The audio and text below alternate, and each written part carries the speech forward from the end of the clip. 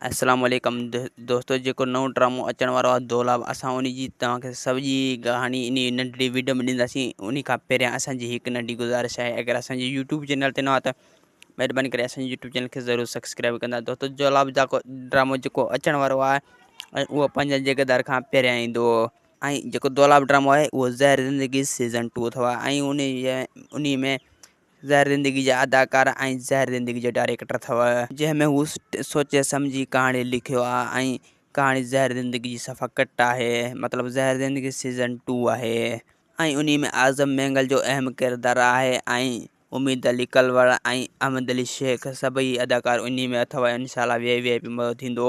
त जीअं तव्हां ज़हर ज़िंदगी ड्रामे में मज़ो ॾिठो ईअं इन में बि ईअं मज़ो तव्हां ॾिसंदव त इन में सभई अदाकार साॻिया हूंदा ऐं मज़ो बि ॾाढो ॾींदा इन ड्रामे में।